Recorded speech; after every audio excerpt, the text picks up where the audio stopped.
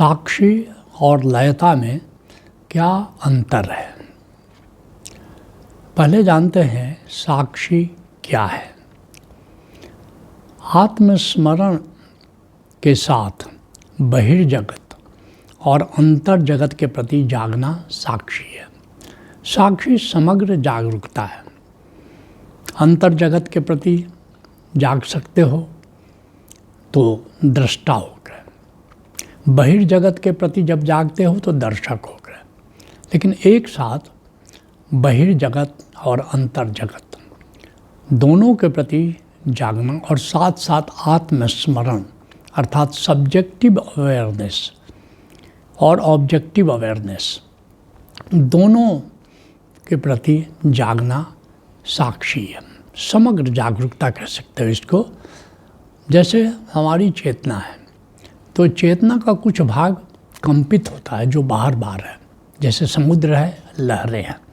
समुद्र का जो गहराई का हिस्सा है वो शांत रहता है और लहरें चंचल होती हैं।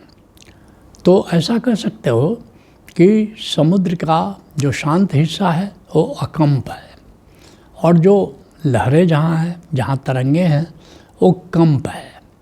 तो अकंप का ख्याल रखते हुए कंप और दृश्य के प्रति जागना साक्षी है। जैसे तुमने किसी को देखा, सुंदर पुरुष को देखा कि सुंदर नारी को देखा, तो ये तो दृश्य है, वो पुरुष और नारी दृश्य है। लेकिन उनको देख करके मन में जो भाव उठा उसको देखा कि नहीं देखा। अगर उसको भी देखा तो देखने वाला कौन है? वो तुम्हारा चैतन्य है। तो ये साक्षी हुआ कि अकंप का ख्याल रखते हुए कंप के प्रति और अकंप के प्रति दोनों दृश्य के प्रति भी, कंप के प्रति भी और अकंप के प्रति भी अगर तुम जागते हो तो ये साक्षी है। इसलिए कह सकते हो कि समग्र जागरूकता, टोटल अवेयरनेस साक्षी है। उसी तरह सदा साक्षी होना ये स्थित प्रज्ञा है। कृष्ण इस शब्द का प्रयोग करते हैं, स्थित प्रज्ञा। स्थित प्रज्ञा का मतलब हुआ कि तुम साक्षी होकर के जीवन को जी रहे हो। तुम्हारी प्रज्ञा कंपती नहीं है, स्थिर होती है, स्थिर रहती है। जिसके लिए अष्टावक्र कहते हैं तात योगी वही जो सदा साक्षी है, उसको स्थित प्रज्ञा कहते हैं। अब पूछा है कि साक्षी और लयता में क्या अंतर है। तो साक्षी को हमने जाना कि आत्मस्मरण में जीना साक्षी है, समग्र जागरूकता साक्षी है, आत्मस्मरण के साथ बहिर्जगत अंतर जगत के प्रति जागना साक्षी है, अपने को अकंप जानते हुए कंप के प्रति जागना साक्षी है। अब जानते हैं कि लयता क्या है। आत्मा के 3 आयाम हैं, ज्ञाता है, ज्ञेय है और ज्ञान है। जैसे आत्मा के कई आयाम हैं, नाद है, नूर है, अमृत है, प्रेम है, इस तरह बहुत सारे आयाम हैं। और उसी आत्मा में ज्ञाता स्वरूप चैतन्य है जो सबको जानता है, जो नाद का श्रवण करता है, जो नूर का दर्शन करता है, जो अमृत को जानता है, जो प्रेम को जानता है, जो आनंद को जानता है। तो ये जानने वाला तत्व जो चैतन्य है उसको कह सकते हो ये ज्ञाता है। और किसको जान रहा है? जो आत्मा के दूसरे आयाम हैं। जैसे कि मैंने बताया, नाद है, नूर है, अमृत है, प्रेम है, आनंद है, गंध है, स्वाद है, उमंग है। तो ये सब ज्ञेय तत्व है जो आत्मा के द्वारा जाना जा सकता है। जैसे कान हम नाद नहीं सुन सकते, आँखें हमारी नूर को नहीं देख सकती, जो आत्मा में नूर है, आलोक है। लेकिन चैतन्य हमारा जान सकता है, चैतन्य नाद को सुन सकता है, चैतन्य नूर को देख सकता है। तो ज्ञेय हो गया। अब तीसरा तत्व ज्ञान है, जहाँ ज्ञाता और ज्ञेय का मिलन हो जाता है, वहाँ पर उस स्थिति का नाम ज्ञान है। जैसे ज्ञाता है और ज्ञेय है तो एक द्वैत है, लेकिन एक स्थिति आती है कि ज्ञाता और ज्ञेय दोनों इतना मिल जाते हैं, हिलमिल जाते हैं कि उसको कहते हैं ज्ञान। चैतन्य ज्ञाता है, नाद, नूर, आनंद, प्रेम आदि ज्ञेय है। ज्ञाता और ज्ञेय का जो मिलन है वो ज्ञान है। यह ज्ञान ही लयता है कि जहाँ दो मिल गए आपस में, एक ही बचा, उसको लयता कहते हैं। उसी तरह से आत्मदर्शन के 3 आयाम हैं। क्या क्या है? दृष्टा है, फिर दृश्य है और दर्शन है। जैसे दृश्य क्या है? हमारा भाव है, हमारा विचार है, तो ये दृश्य है। और फिर क्या हुआ कि दृष्टा कौन है? दृष्टा हमारी आत्मा है, या ऐसा कर सकते हो कि चैतन्य दृष्टा है और प्रकृति दृश्य है। हमारा जो चैतन्य है वो दृष्टा है, क्योंकि उसी में बोध की क्षमता है, वो सब जानता है। तो चैतन्य दृष्टा है क्योंकि वो भाव को भी देख रहा है, वो विचार को भी देख रहा है, और बाहर के जगत को भी देख रहा है, बाहर के संसार को भी देख रहा है, प्रकृति को भी देख रहा है। तो लेकिन जब दृष्टा और दृश्य का मिलन हो जाए तो उसको दर्शन कहते हैं। अर्थात दृष्टा अब दृश्य से अलग नहीं रहा, दृष्टा और दृश्य का आपस में मिलन हो गया। जो बचा या जो घटना घट रही है उसका नाम दर्शन है। ये दर्शन ही लेता है। जैसे एक साधारण उदाहरण देकर के मैं बताना चाहूँगा, जब दीपक की लौ है। पुराने ज़माने में लोग दीपक की लौ पर ध्यान करते थे, आजकल भी करते हैं लोग, या मोमबत्ती जला करके करते हैं। तो अब उस लौ को एक देखने वाला है, दर्शक कह लो या दृष्टा कह लो, और फिर क्या है, वो दीपक की लौ है, उसको वो देख रहा है। तो 2 अलग अलग हैं आयाम उसमें। लेकिन देखते देखते ध्यान के जो करना चाहते हैं, यद्यपि वो ध्यान नहीं है, वो त्राटक की एक अवस्था है, लेकिन फिर भी थोड़ी देर में मान लेते हैं कि वो ध्यान कर रहे हैं, और उस लौ के साथ इतने मगन हो गए कि अब 2 बचा ही नहीं है। वो लौ के साथ बिल्कुल लौ में लीन हो गए, दीपक की लौ में बिल्कुल लीन हो गए। तो ये जो स्थिति है ये लयता है। जैसे चाँद है, कुछ लोग चाँद पर ध्यान करते थे, तो चाँद को लगातार देख रहे हैं, और बिल्कुल ही न चाँद बचा न चाँद को देखने वाला बचा, बस दर्शन ही हो रहा है। दर्शन अभिकृत हो रहा है, करने वाला कोई नहीं है, बल्कि वो एक प्रक्रिया है, वो दर्शन हो रहा है। उसी तरह आकाश को देखते देखते, नीले आकाश को देखते देखते बिल्कुल देखने वाला नहीं बचा, उस नीले आकाश के साथ एकाकार हो गया, तो उस स्थिति का नाम दर्शन है। ऐसा कह सकते हो कि दृश्य के साथ एकाकार हो जाना, ये दर्शन की स्थिति है। अब इस दृष्टि से देखो तो सही लयता समाधि में घटती है। समाधि की जो अवस्था आती है उसमें बोध मात्र बच जाता है। समाधि करने वाला वो भी विलीन हो गया, वो भी खो गया। जो मन जो जा रहा है समाधि में, वो मन का अस्तित्व नहीं रहता, या चेतना जो समाधि में जा रही है वो चेतना अब वो बचती नहीं है। और क्या बच जाता है? केवल एक होश बच जाता है। जैसे 4 अवस्थाएं हैं, जागरण है, तो जागरण में होश भी है, विचार भी है, समय का ज्ञान भी है। उसी तरह से सुषुप्ति अवस्था है, वहाँ न विचार है न समय का ज्ञान है। इसमें जो जागरण की स्थिति है, होश भी है, विचार भी है और समय का ज्ञान भी है। और जो स्वप्नावस्था है वहाँ पर बेहोशी है, माना कि वहाँ अपना समय है, अपने तरह का विचार है, लेकिन बेहोशी है। तो लेकिन जब समाधि घटती है तो होश तो पूरा रहता है, लेकिन उसमें न विचार बचता है और न समय का ज्ञान रहता है। तो इस तरह पतंजलि कहते हैं कि नींद और समाधि एक जैसी है। एक जैसी इसलिए है कि दोनों में निर्विचार है, दोनों में समय का बोध नहीं है, लेकिन फ़र्क इतना है कि समाधि में होश रहता है, बल्कि होश मात्र रहता है, और नींद में होश नहीं रहता है। लेकिन समाधि में एकदम बिल्कुल लय हो जाते हो तुम, अपने चैतन्य के साथ, अपने ज्ञाता के साथ बिल्कुल लय हो जाते हो। तो इसीलिए सही लयता का उदाहरण है समाधि है। उसी तरह से नाद श्रवण करते करते नाद में लीन हो जाते हैं लोग। अब कौन नाद का श्रवण कर रहा है? वो चैतन्य श्रवण कर रहा है, लेकिन अब वो चैतन्य का भी स्मरण नहीं रहा, बस ये जो गेय है, गेय तत्व क्या है? नाद है। गेय तत्व क्या है?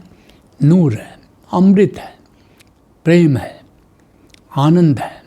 तो बिल्कुल उसमें लीन हो जाना, उसके साथ एकाकार हो जाना, तो ये नाद इसके लिए श्रेष्ठतम साधन है जिसमें हम लय हो सकते हैं। नाद को सुनते सुनते सुनने वाला भी खो गया है। हैरत हैरत है सकी रहा कबीर हेराई। खोजते खोजते उसी में लीन हो जाना, देखते देखते उसी में लीन हो जाना, सुनते सुनते उसी में लीन हो जाना। इसलिए भगवान शिव पार्वती से कहते हैं न नाद समम लयः। हे पार्वती, नाद के समान लय होने का कोई साधन नहीं है। इसलिए कबीर साहब कहते हैं कि शब्द निरंतर से मन लागा, मलिन वासना त्यागी, और उठत बैठत कबहू न टूटे ऐसी तारी लागी।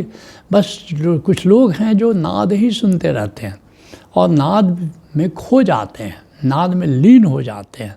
तो इसलिए भगवान शिव ठीक कहते हैं कि नाद के समान लय का कोई साधन नहीं है। और बहुत सारे लोगों की यही साधना रहती है कि नाद सुनते सुनते उसी में लीन हो जाते हैं। तो इस तरह लयता एक स्थिति है जिसमें कि द्वैत नहीं बचता, दो नहीं बचते, बस एक ही बच जाता है।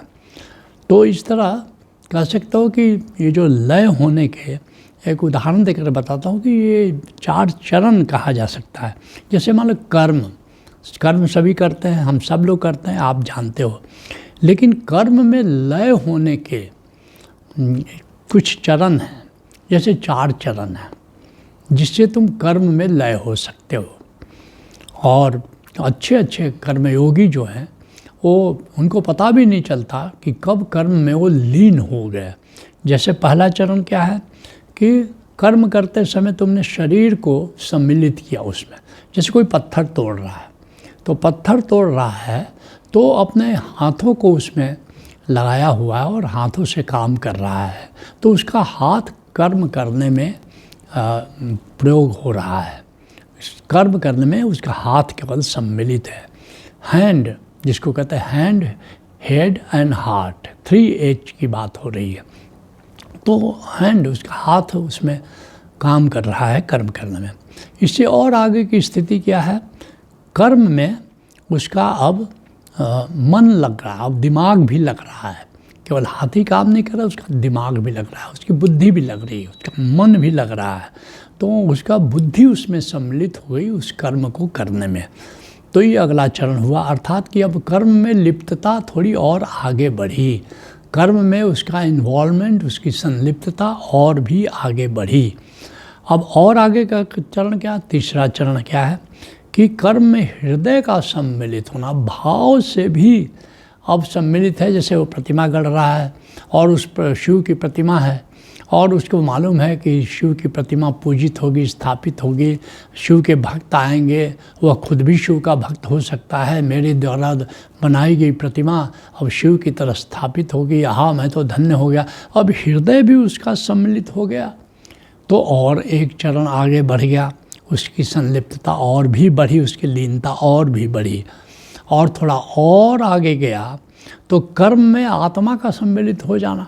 अब स्वयं पूरी तरह समग्र रूप से अब वो उस कर्म में लिप्त हो गया। तो ये पूरी तरह कहेंगे कि लयता घटित हो गई।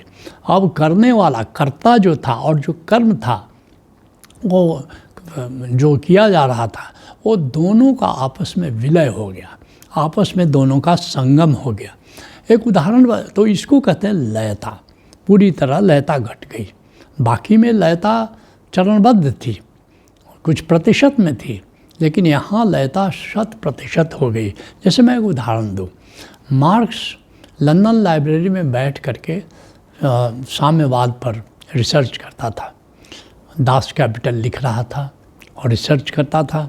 और एक बार शनिवार को वो इतना मगन होकर के बैठा था कि कब लाइब्रेरी बंद हुआ उसको पता ही नहीं चला।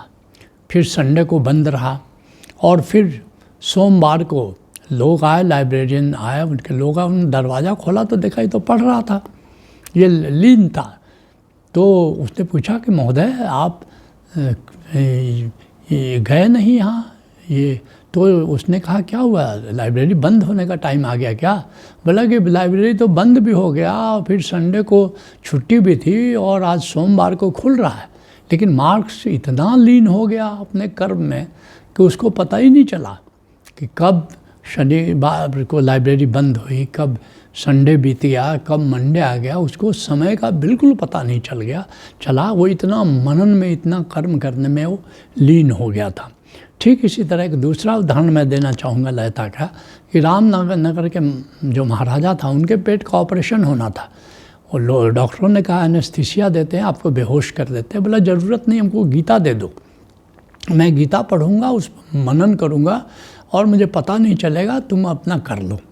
लोगों ने पहले तो आश्चर्यचकित हुए, फिर भी उन्होंने कोशिश की और ऐसा ही हुआ, गीता दे दिया। गीता पर जब वो मगन हो गए तो डॉक्टर्स ने पेट का ऑपरेशन कर दिया, ऑपरेशन करके सील दिया और फिर उनको कहा कि ये ऑपरेशन पूरा हो गया। तो इतने वो लीन हो गए गीता में कि उनको पता ही नहीं चला। एक तीसरा उदाहरण दूंगा कि मैं नेत्रहाट स्कूल में पढ़ता था और वहाँ पर नेत्रहाट स्कूल के तीसरे वर्ष, वहाँ 6 वर्ष मेरा रहना हुआ। तीसरे वर्ष एक हिंदी का प्रश्न पत्र था। हिंदी के 2 पेपर होते थे और एक पेपर फर्स्ट पेपर कहलाता था, दूसरा सेकंड पेपर कहलाता था। सेकंड पेपर में एक प्रश्न आया, क्योंकि 5 प्रश्न के जवाब देने होते थे और 20-20 अंक होता था। तो एक प्रश्न आया, कर्ण का चरित्र चित्रण करें। और मैं चूँकि रश्मि रथी पूरी तरह मुझे याद थी, दिनकर की रश्मि रथी। और फिर क्या हुआ, 3 घंटे का पेपर होता था। पहला घंटा बजा, मुझे सुनाई नहीं दिया। दूसरा घंटा बजा, मुझे सुनाई नहीं दिया। तीसरा घंटा बजा, मुझे सुनाई नहीं दिया। अंत में वो पेपर लेने शिक्षक आ गए कि मैंने कहा क्या हुआ, अभी तो पहला घंटा भी नहीं बजा। लोगों ने कहा नहीं, वो तो 3 घंटे बीत गए, आपको पता नहीं चला। उनकी मुझे तो पता नहीं चला।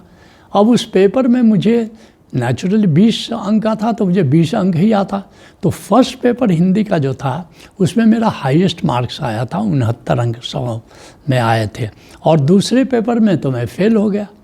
और उस समय नियम था कि दोनों पेपर में पास करने होते थे, लेकिन एक पेपर में मेरा हाईएस्ट, दूसरे पेपर में फेल। वहाँ के मैनेजमेंट को भी लगा कि इस बच्चे को फेल कर देना ये अनुचित होगा।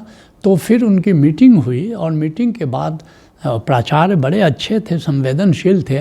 उन्होंने उस नियम को बदल दिया कि नहीं, दोनों पेपर मिल करके पास फेल माना जाएगा। और इस तरह मैं पास तो हो गया, लेकिन वो घटना मुझे भूलती नहीं कि कैसे ऐसा हो सकता है। ये लीनता की अवस्था थी। कर्ण के चरित्र चित्रण लिखने में मैं इतना लीन हो गया कि मुझे पता ही नहीं चला कब घंटा बजा और कब सब विद्यार्थी चले गए और मैं बैठा लिखता रहा। तो ये लीनता की अवस्था है। पूछा है कि साक्षी और लयता में अंतर क्या है? तो साक्षी में ज्ञाता और ज्ञेय या दृश्य में फासला होता है, जबकि लयता में फासला मिट जाता है। लयता में जैसा मैंने होता है कि बिल्कुल ही एक ही बचता है, इसलिए साक्षी में द्वैत रहता है, लेकिन लयता में द्वैत नहीं बचता, बस एक ही बच जाता है। क्योंकि ज्ञाता और ज्ञेय, दर्शक और दृश्य, ये दोनों एक हो जाते हैं, लय हो जाता है, एक लीनता घट जाती है। इस तरह इस स्थिति का नाम लयता है। तो ये साक्षी और लयता में अंतर है।